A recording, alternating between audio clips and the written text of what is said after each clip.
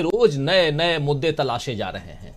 आप याद कीजिए, टी शर्ट, जूते, कंटेनर, महिलाओं का हाथ पकड़ना, राम नामी चादर ओढ़ना, इन पर राहुल गांधी को घेरा गया। और भी कई सारे मसले आए और हर बार घेरने वाले खुद ही फंसते नजर आए। लेकिन फिर भी राहुल गांधी को किसी भी तरह गलत साबित करने की बेचैनी इन लोगों में इतनी ज्यादा है कि अब उन्हें तपस्वी और पुजारी जैसे शब्दों पर घेरा जा रहा है। जी हां, आप जानते हैं कि राहुल गांधी ने कई बार इस देश को तपस्वियों का देश या तपस्वियों की धरती कहा है।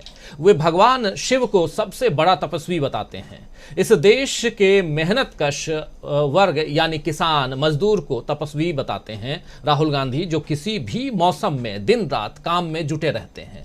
अब राहुल गांधी ने कुरुक्षेत्र में भी यही कहा कि ये देश तपस्वियों का देश है, लेकिन भाजपा और आरएसएस के लोग मजबूर करते हैं कि वे उनकी पूजा करें। ये देश पुजारियों का नहीं बल्कि तपस्वियों का है। बस इतना कहना था कि राहुल गांधी को घेरने का सिलसिला शुरू हो गया।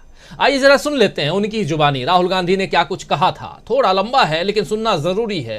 राहुल गांधी अपने बयान पर अडिग, और अभी जब ये कार्यक्रम करने की तैयारी कर रहा था तो राहुल गांधी भाषण दे रहे थे और यहाँ न सिर्फ तपस्वियों पर बात की उन्होंने कौरव और पांडव पर भी बात की। महाभारत काल, और ऐसे भी कुरुक्षेत्र का एरिया हो तो फिर महाभारत की बात हो क्यों नहीं।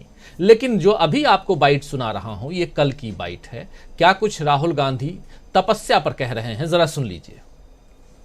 कि अगर आप हिस्ट्री देखें, जो आपने कहा कार्यकर्ता में जोश आ गया है, यह तपस्या का संगठन है। इसको अगर आप तपस्या में लगाते हैं तो इसकी एनर्जी बढ़ती है। बीजेपी पूजा का संगठन है, उसको अगर आप पूजा में लगाएंगे उसमें स्ट्रेंथ आती है। अब पूजा दो तरीके की होती है। धन की बात कर रहा हूं। पूजा नॉर्मली होती है कि भाई मैं भगवान के पास जाता हूं और मैं उनसे कुछ मांगता हूं, मगर इनिशिएटिव जो पूजा करता है उसका होता है। ठीक है, आरएसएस की पूजा अलग है। आरएसएस चाहता है कि फोर्सिबली उनकी पूजा हो। मोदी जी चाहते हैं, इसलिए वो आपसे नहीं मिलते हैं, कि फोर्सिबली उनकी पूजा हो और देश में सब लोग उनकी पूजा करें। उसका रिस्पॉन्स एक ही हो सकता है, उसका रिस्पॉन्स तपस्या ही हो सकता है और कोई रिस्पॉन्स नहीं हो सकता है।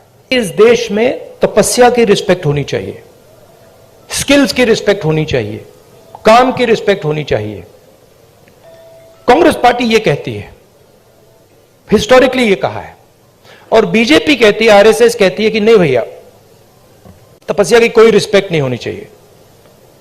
जो हमारी पूजा करेगा उसकी रिस्पेक्ट होगी। अब आप इस फ्रेमवर्क से नोटबंदी को देखिए। क्या नोटबंदी ने हिंदुस्तान के गरीब की तपस्या की रिस्पेक्ट की? बिल्कुल नहीं। वो तपस्या पर आक्रमण था। उसका मैसेज था किसान से, छोटे मजदूर से, छोटे व्यापारी से, भैया तू जितनी तपस्या करनी है तू कर ले, कुछ फर्क नहीं पड़ेगा, जला देंगे। और बीजेपी आरएसएस इस देश को फोर्स्ड पूजा की ओर ले जा रही है।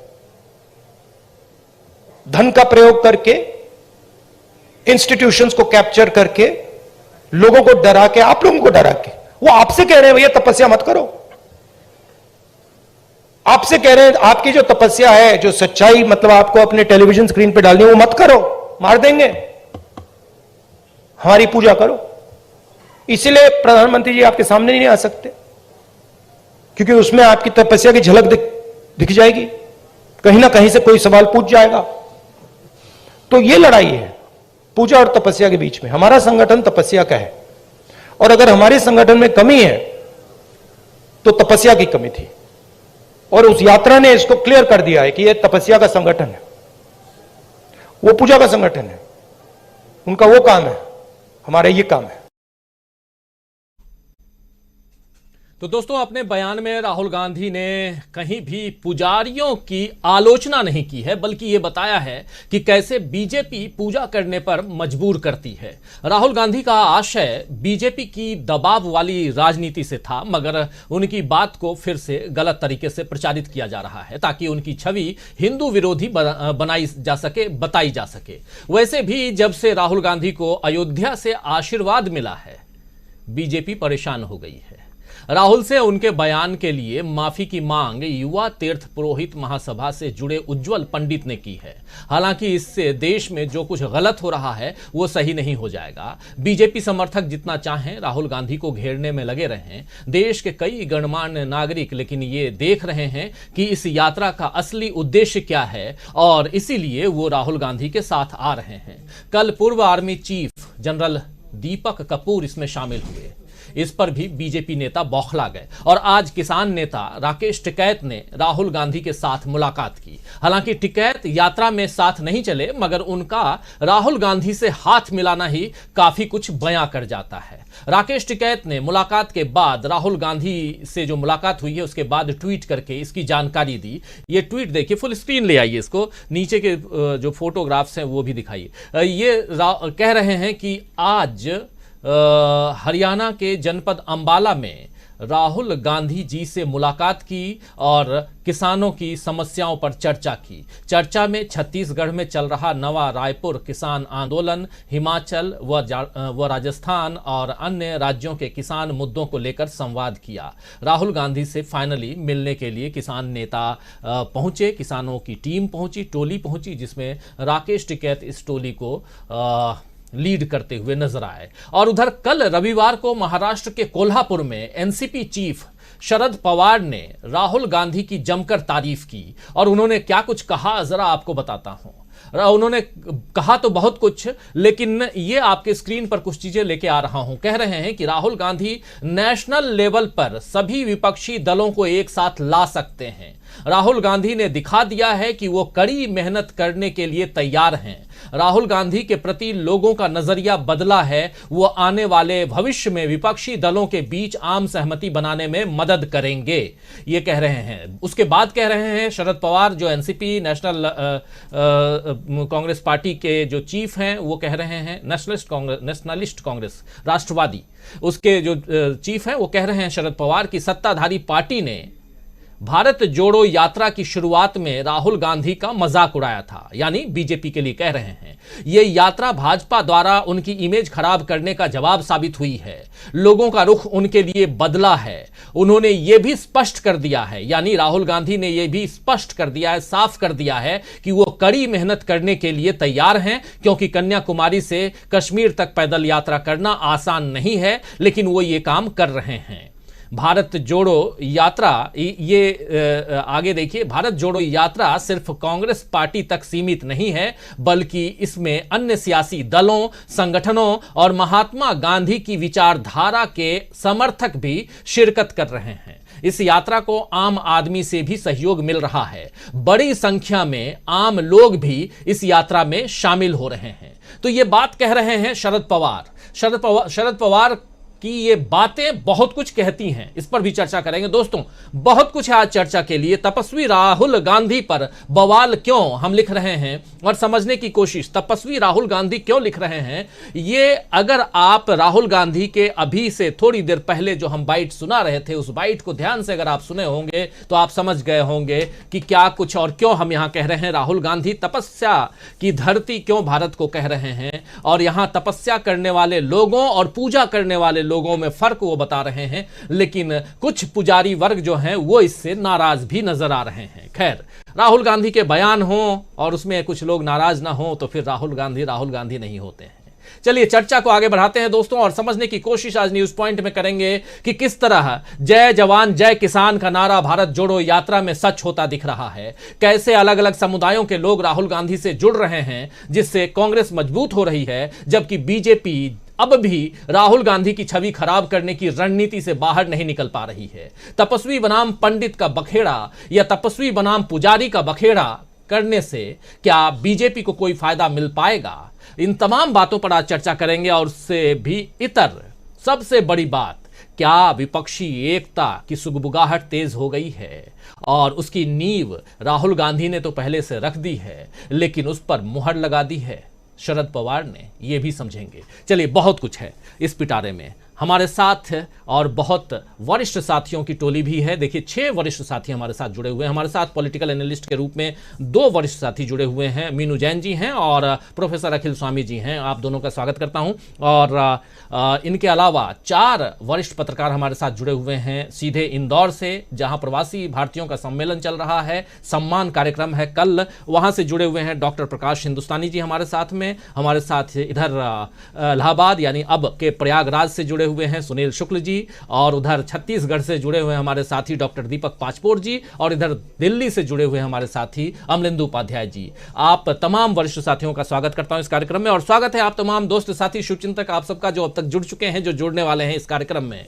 सप्ताह का पहला दिन, कामकाजू पहला दिन, हालांकि पहला दिन कल हो चुका है, और कामकाज का पहला दिन। और आज अभी थोड़ी देर पहले राहुल गांधी अपनी बात रख रहे थे, और बात जो रख रहे थे उसमें कह रहे थे कि आइए मैं बताता हूं कि आज का कौरव कौन है और आज का पांडव कौन है। खैर, वो भी थोड़ी देर बाद आपको सुनाएंगे कि आज का कौरव कौन।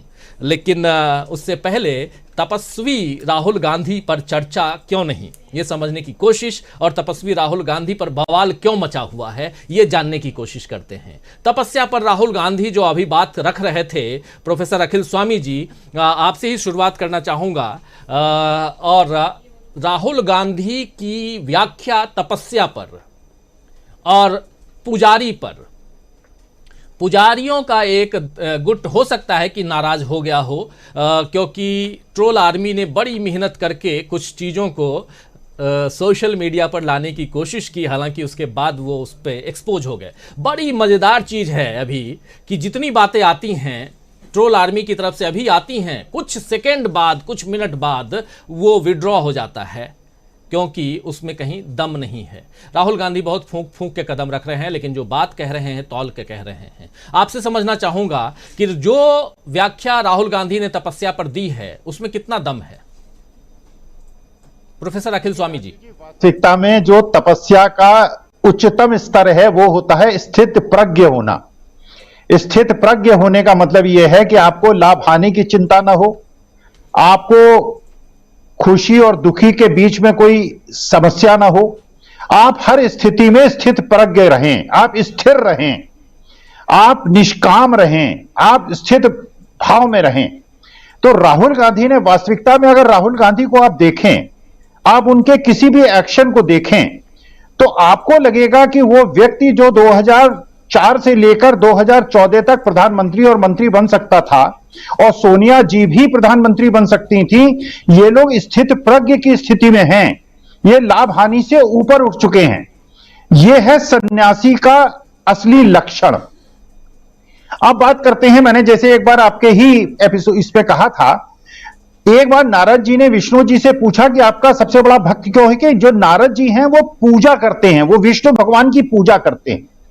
भगवान विष्णु ने कहा कि वो जो किसान हल चला रहा है, जिसके शरीर से पसीना टपक रहा है, जो अपने गृहस्थ जीवन का पालन कर रहा है, जो अपने परिवार का भरण पोषण करने के लिए दिन भर तपस्या कर रहा है, वो मेरा सबसे बड़ा भक्त है। मतलब यह है कि मैं जब पूजा करता हूं तो मैं पूजा करता हूं, और जब मैं अपने परिवार का पोषण करता हूं, अपने परिवार की चिंता करते हुए 18 घंटे 16 घंटे मेहनत करता हूं, 3 घंटे लगातार जब मैं क्लास में 60 बच्चों को पढ़ाता हूं, 60 बच्चों की आंखें मेरी तरफ होती हैं, और जब मैं अपने परिवार का भरण पोषण करने के लिए 3 घंटे लगातार खड़े होकर पढ़ाता हूं, मैं उस समय सन्यासी हो जाता हूं। मेरी मां आर्य समाजी थी, वो मूर्ति पूजक नहीं थी, मेरा ददिहाल जो है वो सनातन धर्मी था, लेकिन मैं मानता हूं कि मेरी मां सबसे बड़ी तपस्विनी थी। वो सुबह 5 बजे उठ के अपने बच्चों को पढ़ाती थी। इंटरमीडिएट पास होने के बाद उसने अपने बच्चों को आईएएस भी बनाया, बड़े बड़े पदों पे पहुंचाया। इंटरमीडिएट होने के बावजूद मेरे पिताजी प्रोफेसर थे, उनकी कॉपी के नंबर जोड़ने में और उनकी मदद करती थी, हमको पढ़ाती थी। वो तपस्विनी थी, और देश की 50% जो जनसंख्या है, हर औरत जो है तपस्विनी है। अपने घर का भरण पोषण करने के लिए वो तपस्या करती है। केवल अगर वो पूजा भी करती है तो इसलिए पूजा करती है कि उसके परिवार पे कोई संकट ना आए। तो वास्तविकता में वो तपस्वी है जो कि अपने तप से अपने शरीर को जलाकर, मीनू जी बैठी हैं, जो जैन सन्यासी मुनि हैं, वो बिल्कुल शरीर में एक भी कपड़ा न पहनकर माया मोह से उठकर वो तपस्वी हैं। तपस्वी है जो एक टी शर्ट में उसने तप से अपने शरीर को जला लिया है और वो तपस्वी के रूप में आ गया है। मैं उस योगी महाराज को तपस्वी नहीं मानता कि पुलिस के डंडे को देखकर और पुलिस वालों को देखकर वो सलवार सूट पहन के भाग जाता है और उसके चेहरे पे बदहवासी का होश आ जाता है। वो तपस्वी नहीं होता, वो योगी नहीं होता। जो योगी होता है, जो तपस्वी होता है, वो लाभ हानि से ऊपर होता है, वो सुख और दुख से ऊपर होता है, हर स्थिति में एक समान रहता है। तो राहुल गांधी ने जो व्याख्या की है, वास्तविकता में मैं ब्राह्मण होने के बावजूद कहता हूं कि अगर मंदिर में जाकर सब लोग अगर नोट चढ़ाना बंद कर दें और केवल फूल और फल का वहां पे अर्पण करने लगे, कुछ लोगों को हो सकता है ये बुरा लगे, लेकिन अगर केवल फूलों का अर्पण करने लगे तो वहां के पंडित पूजा करना छोड़ देंगे, क्योंकि उनकी जो नजर है वो हमारे नोटों पे है, हमारी जेब पर है। जो तपस्वी है, जो भगवान के और अपने गृहस्थ जीवन का पालन करने के लिए, भरण पोषण करने के लिए तपस्या करता है, उसका पूरा चित्त अपने परिवार है उसका भरण पोषण पे होता है। वो नोट के लिए नहीं करता है, वो भरण पोषण के लिए करता है। और किसी भी जीव जंतु में आप देख लीजिए, जो मां है, चाहे बत्तख की मां हो, चाहे चिड़िया की मां हो, कौवे की मां हो, आप उसको देखिए, वो तपस्विनी है। वो अपने बच्चों की रक्षा करने के लिए आग में कूदने के लिए तैयार हो जाती है, में जम जाने के लिए तैयार होती है, लेकिन अपने बच्चे पे आंच नहीं आने देती। वो पूजा, लेकिन वो तपस्विनी है। हर गृहस्थ जो है, जिसने अपनी पत्नी को नहीं छोड़ा है, जो अपने परिवार का भरण पोषण कर रहा है, वो तपस्वी है। और उसकी पत्नी जो सुबह 6 बजे उठकर रोटी बनाती है, अपने बच्चों का हित लाभ करती है, एक दिन बीमार नहीं पड़ती, एक दिन अपनी काम से विमुक्त नहीं होती, उसकी लीव नहीं होती, उसकी कैजुअल लीव नहीं होती, वो तपस्विनी है। हम लोग तपस्वी हैं। और जो लोग पूजा करते हैं, वो हो सकता है मन से पूजा करते हो सकता है पाखंड करते हो, लेकिन जो तप करता, खंड नहीं करता, तब जो है रूप है और स्थित प्रज्ञता जो है वो तपस्वी का सबसे ऊपर रूप है, जो कि राहुल गांधी अपनी पदयात्रा से हम लोगों को दिखा रहे हैं। राजीव जी। जी, लेकिन प्रोफेसर अखिल स्वामी जी, बहुत जल्दी आप ट्रोल होने वाले हैं। आपने भी राहुल गांधी का स्टैंड ले लिया है। राहुल गांधी जिन पुजारियों की खिंचाई कर रहे हैं और कह रहे हैं कि पूजा जो है वो आरएसएस और बीजेपी के लोगों की पूजा और हमारी कांग्रेस की तपस्या में क्या फ़र्क है वो बता रहे थे, वही फ़र्क आप भी बता रहे हैं और कह रहे हैं कि मंदिर में पूजा करने वाले जब जाते हैं और वहाँ आप कुछ और जो बात रख रहे थे, ये बातें ट्रोल होंगी। तैयार रहिए आप। खैर, जब भी दोस्तों, सबसे बड़ी बात यह है कि जब भी आप सच्चाई के करीब पहुँचने की कोशिश करते हैं, तो इसी समाज में कुछ लोग हैं जो हठ धर्मिता जहाँ है वहाँ पर कुछ चीज़ें ऐसी होती हैं कि आपको, और जब भी समाज में परिवर्तन हुआ है तो ऐसे ही परिवर्तन हुआ है। आपको गालियाँ सुननी पड़ी हैं, मार खाने पड़े हैं, आपको समाज से दुत्कारा गया है, बाहर निकाला गया है, लेकिन उसके बाद धीरे धीरे समाज समझा है और परिवर्तन आया है। लेकिन यहाँ कोई परिवर्तन की बात नहीं हो रही है। यहाँ सिर्फ बताया जा रहा है, जो राहुल गांधी कह रहे हैं कि तपस्वी और पुजारी में क्या फ़र्क है, उस फ़र्क को राहुल गांधी यहाँ रख रहे हैं। लेकिन वहाँ भी राहुल गांधी ट्रोल हो रहे हैं, राहुल गांधी को बदनाम करने की और सबसे बड़ी बात हिंदू विरोधी बताने की कोशिश हो रही है। खैर, ये लगातार होता रहा है और राहुल गांधी अपने अंदाज में अपने हिसाब से चले जा रहे हैं। और यही कारण है कि कई ऐसे बड़े बड़े लोग मिल रहे हैं, नामी गिरामी लोग, अब राहुल गांधी से, अभी नहीं, शुरुआत से, कन्याकुमारी से देखिए, वहां से लेकर के अब अंबाला तक लोग उनसे मिल रहे हैं। उससे साफ जाहिर होता है कि कुछ लोग तो हैं, कुछ नहीं, एक बड़ी संख्या, बड़ी फेहरिस्त है जो राहुल गांधी को पसंद करते हैं। ऐसे लोग, अब पसंदगी इतनी बढ़ गई है कि एनसीपी चीफ शरद पवार भी राहुल गांधी के मुरीद हो गए हैं। एनसीपी चीफ की बात हमने अभी थोड़ी देर पहले आपको सुनाई शुरुआत में। अब उसको रिपीट करना नहीं चाहूँगा, लेकिन उस पर चर्चा करना ज़रूर चाहूँगा। डॉक्टर प्रकाश हिंदुस्तानी जी, आपके पास आना चाहता हूँ। महाराष्ट्र की राजनीति को बहुत नज़दीक से आपने देखा है, आधी ज़िंदगी आपने अपनी पत्रकारिता की महाराष्ट्र में डाली है, दे डाली है, इसलिए भी समझना चाहता हूँ कि ये जो बयान है शरद पवार का, उसमें कितना दम है? सीधा सिंपल सवाल।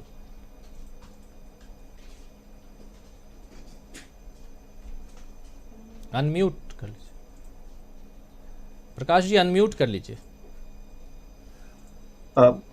राजीव जी, मेरा ख्याल है कि शरद पवार इस देश की राजनीति के पहले मौसम विज्ञानी हैं, जो 4-4.5 दशक पहले ही मौसम विज्ञान समझ चुके थे राजनीति का कि कहां जा रहा है।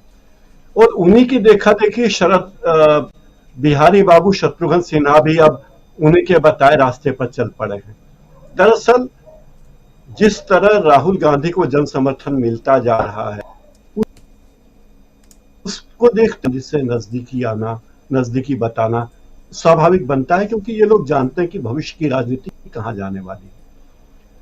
वे लोग जो राजनीति की नब्ज को पहचानते हुए जानते हैं कि हवा जब चलती है तो बड़े बड़े तूफान कहां कहां चले जाते हैं, बड़े बड़ी चट्टाने और बड़े बड़े पेड़ गिर जाते हैं, ये बात ये लोग जानते हैं। और इसीलिए जानते हैं कि जिस देश की राजनीति में कभी इंदिरा गांधी की हवा चलती थी, वो इंदिरा गांधी कभी चुनाव हार भी जाती हैं, फिर वो कभी जेल जाती हैं और फिर वापस एक फिनिक्स की तरह वापस छा जाती है भारत की राजनीति पे। तो ये बातें बड़ी आकर्षक लग रही हैं।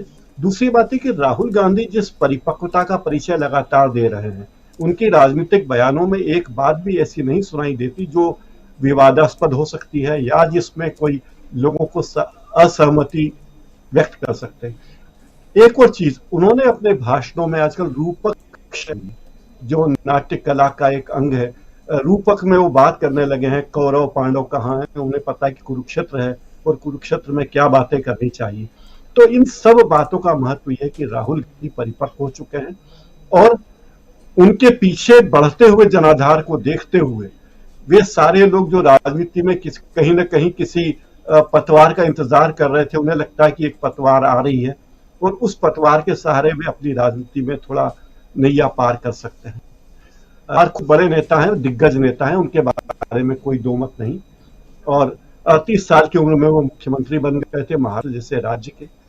लेकिन एक बात याद रखिए कि जिस तरह भारत की राजनीति में झूठे आरोपों का चलन चलता रहा और जिसने राजनीति में बड़े बड़े तूफान खड़े कर दिए, वो आप देखिए तो लगेगा शरद पवार वो व्यक्ति थे जिनके खिलाफ GR खैरनार ने कहा था कि उनके खिलाफ इतने सबूत हैं कि वो एक ट्रक भर के सबूत लगने भ्रष्ट हैं, वो भ्रष्टों को बचा रहे हैं। और शरद पवार अभी भी राजनीति में बने हुए, GR खैरनार अपना मानसिक इलाज करा रहे हैं। एक नेता थे VP सिंह यूपी के, जिन्होंने राजीव गांधी पर बड़े गंभीर आक्षेप लगाए थे, वे आक्षेप आज तक साबित नहीं हुए। और फिर एक वर्ग ऐसा आया, ये अन्ना हजारे शरद पवार के खिलाफ भी पहले आंदोलन कर चुके हैं, फिर ये मनमोहन सिंह की सरकार के खिलाफ आंदोलन पर उतरे और बहुत से लोगों ने कहा कि 2G, 3G, 4G तमाम घोटाले की बात कर रहे थे, लेकिन अब 3G बिका, 4G बिका, 5G बिका और उतने पैसा नहीं आए। जाहिर है ये सब बातें बनाई हुई हैं। और राहुल गांधी ने जो तपस्वी की बात कही, अगर श्रीमद् भगवद गीता के 4थे अध्याय में यह बात लिखी गई है कि स्थित प्रज्ञ अवस्था है, एक अवस्था ऐसी आ जाती है जब आप अपना स्व खो देते हैं, आपको अपने स्व की कोई आवश्यकता नहीं होती कि मैं कौन हूं या मैं कितना महत्वपूर्ण हूं। यह बात कभी आप उनके घोर विरोधी के मुंह से नहीं सुनेंगे। राहुल जी के घोर विरोधी कभी ये नहीं कहते, वे हमेशा मैं जरूर लगाते हैं। लेकिन राहुल गांधी बार बार कह रहे हैं, पहले इंदौर में भी वे बात कह चुके हैं और ये बात बार कह रहे हैं कि कौन राहुल गांधी, मैं राहुल गांधी को पीछे छोड़ चुका हूं, मैं राहुल गांधी को नहीं पहचानता। मैं आप जिससे बात कर रहे हो वो आपकी निगाह में राहुल गांधी है, लेकिन मेरी निगाह में राहुल गांधी नहीं है। तो इसका मतलब ये कि कोई व्यक्ति इतना ऊपर उठ चुका है सांसारिक बातों से, लाभ हानि से, पाप पुण्य से और अपने उत्थान पतन से, कि उन्हें ये सब चीजें बहुत गौण लगती है। मेरा स्व अगर खो जाए, जैसा मीनू जी बता चुके हैं, अपना स्व खो, उनकी तपस्या देखिए, जो कुछ भी नहीं रखते। तो राहुल गांधी कभी जैन मुनियों की तरह तपस्वी होने की बात नहीं कहते, उतना दावा नहीं करते, लेकिन तपस्वी होने की बात जरूर कहते हैं। तो तपस्या क्या होती है, यह बात राहुल गांधी ने बताने की कोशिश की। और तपस्वी शब्द पर आपत्ति इसलिए नहीं होनी चाहिए कि हमारे समाज में, हमारे देश में तरह तपस्वी हुए हैं जिन्होंने अलग अलग जगहों पर त्याग किया है चीजों का। उसमें आप नानाजी देशमुख को भी रख सकते हैं, जो संघ के कार्यकर्ता रहे, संघ के नेता रहे। एक वक्त पे उन्हें भी तपस्या का बोध हो गया था। आचार्य विनोबा भावे तपस्वी थे, महात्मा गांधी तो तपस्वी थे ही। तो राहुल गांधी ने तपस्या के अर्थ को बताया है। और अभय मुद्रा की बात वो बार बार करते हैं, कहते हैं कि जो अभय मुद्रा भोलेनाथ की है, जो अभय मुद्रा महावीर स्वामी की है, जो अभय मुद्रा गौतम बुद्ध की है, उस अभय मुद्रा को देखिए जो कांग्रेस का चुनाव चिन्ह है। तो रूपक शैली में वो लोगों को समझाने लगे हैं, बात लोगों को जल्दी समझ में आने लगी है। यानी वे कोई बहुत धीर गंभीर शास्त्रार्थ करने वाला भाषण नहीं देते। वो जानते हैं कि लोगों को क्या समझ में आएगी बात, और लोगों की भावनाएं कहाँ तक जुड़ी हुई है, लोग हमारी संस्कृति से कैसे जुड़े हुए हैं। और उन्होंने ये भी बताने की कोशिश की बार बार। और एक और शब्द एक्ट पर ज्यादा यकीन करने लगे। वो चीज जो चीज कर रहे हैं भाई, जैसे अपनी माँ की देखभाल के लिए दिल्ली जाना, फिर लगातार 2 दिन तक आना, फिर एक टी शर्ट में भले वो अंदर इनर पहने हो, इस बात को लेकर ट्रोल किया जा रहा है। उन्होंने किसी चीज की परवाह नहीं की। उन्होंने अपना सुंदर सा बिल्कुल साफ गोई से अपना प्रेम अपनी बहनों के प्रति व्यक्त किया, बहनों के प्रति, बच्चों के प्रति व्यक्त किया। और ट्रोलर्स ने जो एक पत्र से पूछा कि हमें वो ट्रोल किया जाता है कि अगर हम कांग्रेस का साथ देते हैं, क्योंकि मुझसे ज्यादा ट्रोल किसी को किया गया है क्या इस देश में। तो जो व्यक्ति स्थित प्रज्ञ हो चुका हो, अब मुझे लगता है तपस्वी का अर्थ यही है। और इसके बाद तपस्वी होने के बाद या स्थित प्रज्ञ होने के बाद फिर एक ही स्थिति में कि व्यक्ति स्वर्गिक लोक में पहुंच जाए या वहां पे वो उतारने की कोशिश करे इस धरती पर। राजीव जी बिल्कुल बिल्कुल। बहुत सारी बातें राहुल गांधी को लेकर के अब होने लगी हैं। और जैसा शुरुआत में आप कह रहे थे कि अब तो शत्रुघ्न सिन्हा भी, तो मौसम वैज्ञानिक जो हैं वो कई हो गए हैं, और जिसमें शत्रुघ्न सिन्हा भी तारीफ करते हुए, हालांकि शत्रुघ्न सिन्हा पहले भी तारीफ करते थे, कांग्रेस पार्टी में थे, उसके बाद वो चले गए टीएमसी में और वहां से बिछ गई सियासी विसार, खेला जा रहा है सियासी खेल, जारी है वार पलटवार, शह और मात के खेल में बनाई जा रही है रणनीति। कौन पड़ेगा किस पर भारी, ये कभी भी सिर्फ hastachep.com पर अमलेंदु उपाध्याय के साथ